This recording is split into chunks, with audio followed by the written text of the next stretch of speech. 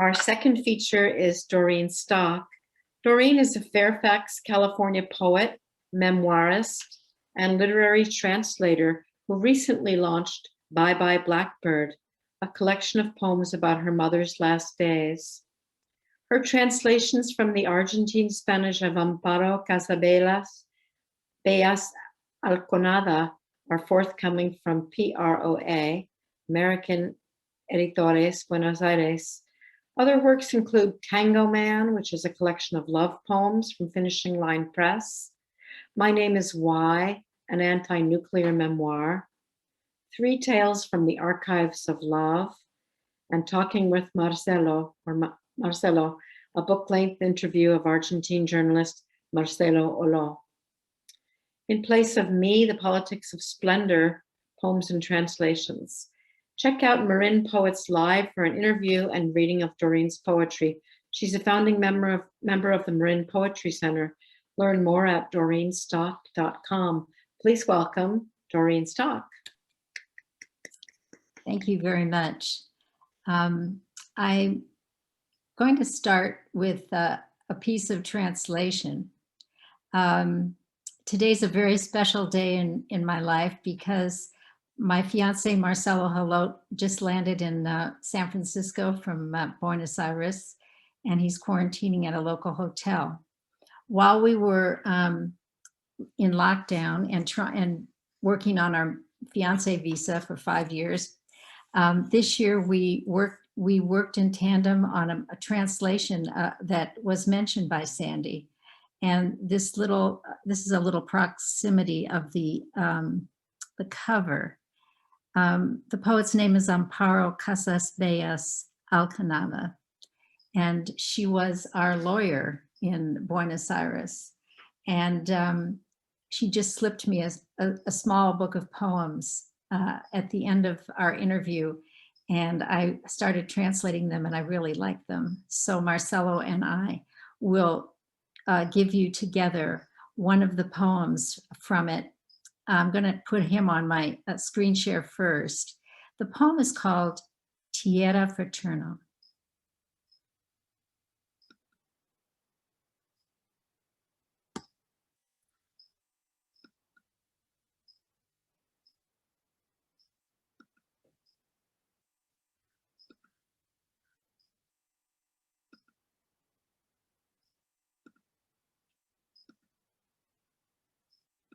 Nudo de tu garganta.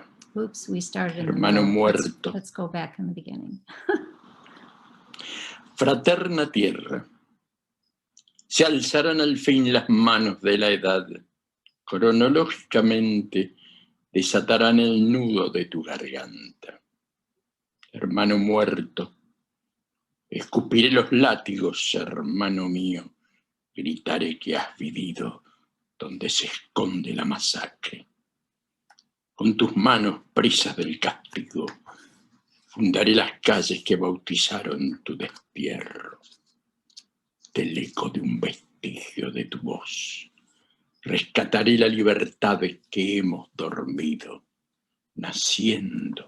Naciéndonos cada día, comprenderemos que nos sobran las fronteras, que desconsoladamente nos han robado los abrazos. Buenos Aires, 7 de octubre de 2004. Por Amparo Casabellas Alconada.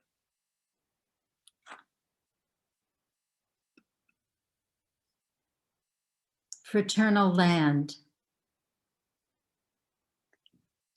In the end, the hands of our age will raise themselves date by date, will untie the knot of your throat, my dead brother. I will spit out the lashes. I will shout that you have lived where the massacre was hidden with your hands in chains. I will found the streets that baptized your exile from the echo of a vestige of your voice. I will ransom the liberty that has been put to sleep, being born, giving birth to us each day. We shall understand that we have too many borders that have heartbreakingly stolen our embraces.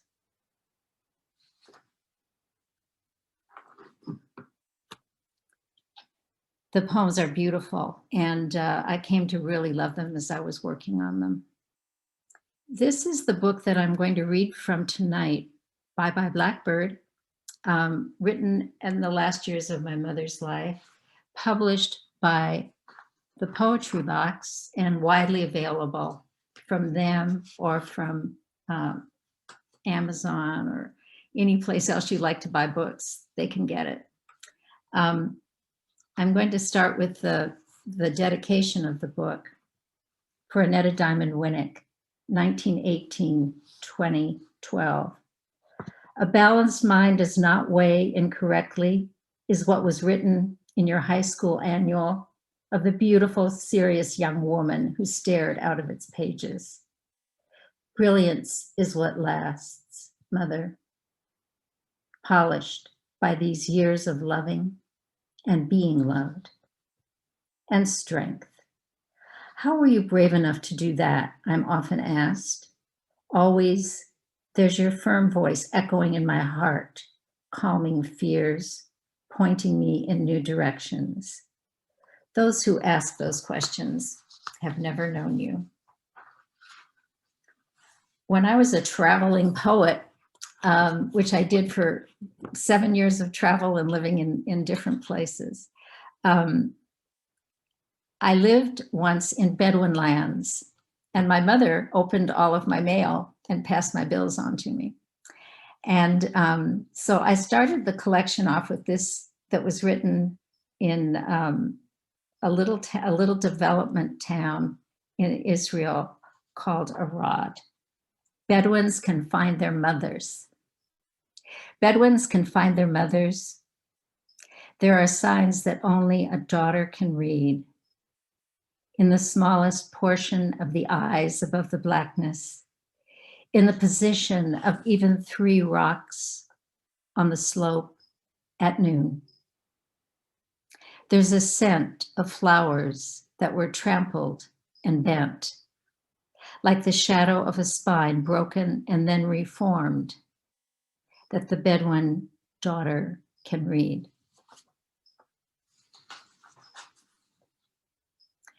This poem comes from a dream I had. It was well before her death, and it was a dream about our separation. Tried to render it exactly as I experienced it in the dream.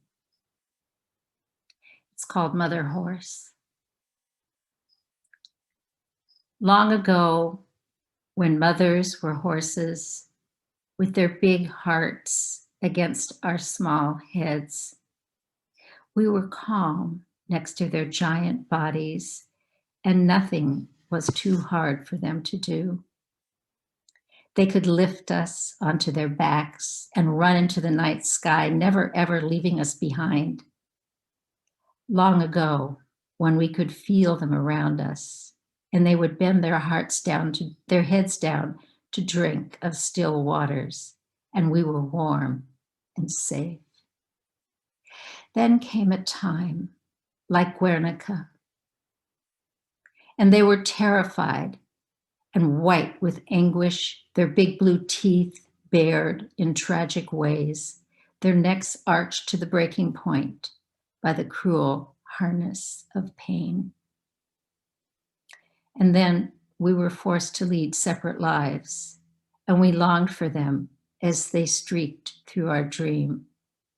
They roamed the world in search of us, and we could hear them whinnying across the abyss of ice and black water that we would have to cross if ever we were to find them again.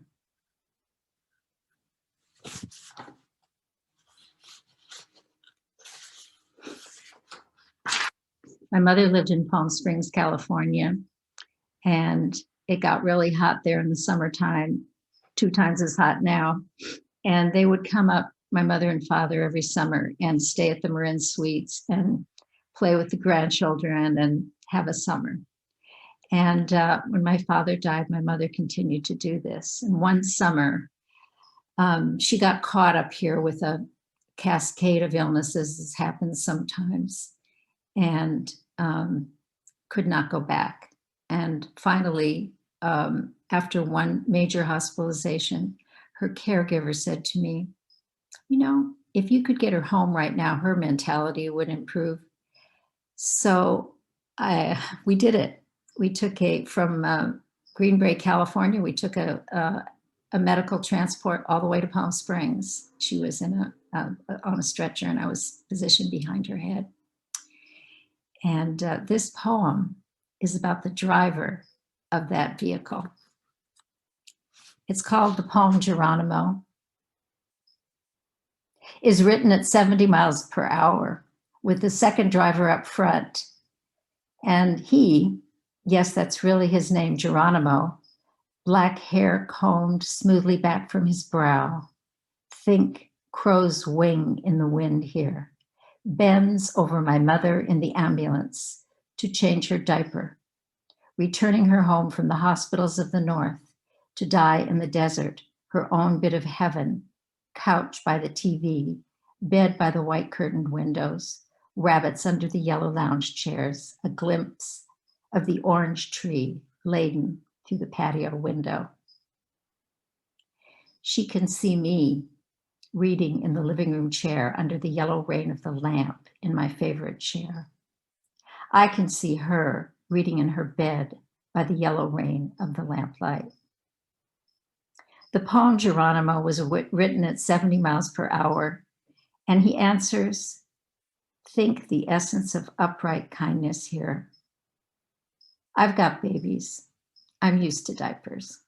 To her questioning look, speeding past almond orchards in full bloom. Is this really happening to me? And this young man with the movie star face is changing my diaper? At 70 miles per hour, without losing balance, without bumping his head on the overhanging glass full of life-saving equipment. At 70, without losing humane dignity, rolling his 93-year-old patient back and forth as the job demands, and then 10 minutes later, as the infected bladder squirts, returning with a joke and a smile to do it again. Think angel here, a term I do not use lightly. Asking me, meanwhile, if I'm okay, as we speed past the hawk, poised on its fence post, listening in the crosswinds of the cars, to swoop down on the little rustling being under the grass and take her while the light of love shines out of the eyes of all of us. Geronimo.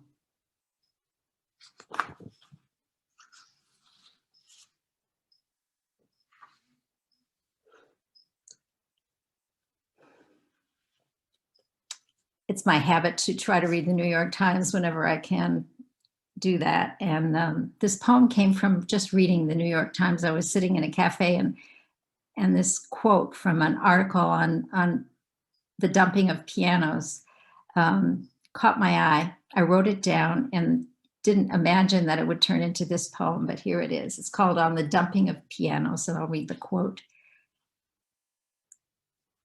To be honest with you, the guys enjoy it. They try so hard all day not to scratch anything, and all of a sudden, they get to throw it off the truck. Brian Goodwin, Piano Mover, the New York Times, July 30th, 2014. So some of them land on their legs in the air, I'm told, although I haven't seen it. Some let out a whole symphony of wailing, bang, bang, as they're tossed, and some get the axe, their dark cabinets burned up for firewood. There's a huge metal stove, too, that can demolish them. Firebirds of smoke billowing out, I imagine. Sviatoslav Richters of heat, melting their keys, curling their strings. Thus I wanted my mother's body watched from the moment they tied the numbered tag around her white ankle that I would never see again. I even signed papers in advance for such a watcher, shomer, as he is called in Hebrew. But when the time came, no one could be found in the entire Coachella Valley. Bang, bang, crash, crash, as chord after chord went off in the darkened hospital room. Crash, bang, crash, my fingers punching number after number on my cell phone as she lay after her last Shema, dressed in the gown of red and pink flannel roses I had stitched by hand, and her granddaughter had seamed with lime green grosgrain ribbon. The funeral home director thanked me for the pretty gown, it being hard to sit in a room with someone else's mother, as he offered to do until I could return and relieve him. Bang, crash, the room so silent. Crash, crash, crash. The baby grands, the uprights, music stilled in them forever. The shomer coming at last down Highway 10 from LA with a pocket full of psalms to relieve me late the next afternoon. My last sight of her in the light-filled room. My last kiss over flannel and roses, not willing, not able to ever imagine that kind of ruin for someone so upright, so grand.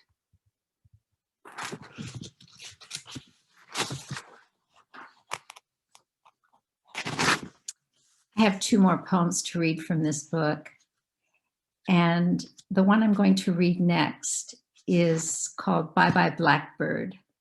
And together with On the Dumping of Pianos, they inspired the cover of this book, which I really love. It's a photograph of my granddaughter playing the piano and a blackbird coming out of the piano and flying. It was designed by the designer at Poetry Box. His name is Richard Schneider. I think I've got the name right. Bye Blackbird. In the last days, you seemed younger, flamboyant, dashing around the hills in your wheelchair, in the desert hospital, wearing that cherry blossom print kimono I found for you with your favorite caregiver, a young Filipino nurse, who, after you were deeply attached to him, left suddenly for a better job. Bye Blackbird, you sang out, lips dark pink, eyes all blue. Pack up all my cares and woes. Here I go, swinging low. As you went inward, days, nights. So make my bed and light the light. I'll arrive late tonight. I couldn't see in, but I could hear you. And all through the desert night, on your last ride, you continued, passing cactus, passing sage, your last instructions clear in my ear. You're the one to make sure I look right in the carriage, honey. All the way down Ramon Road, past Date Palm Drive into Cathedral City where the cemetery lives. Stoplights, go lights, with a wave of your white-gloved hand, a Lisa Manilli smile, flat cane tucked under your armpit. I said, Blackbird, oh Blackbird, bye-bye.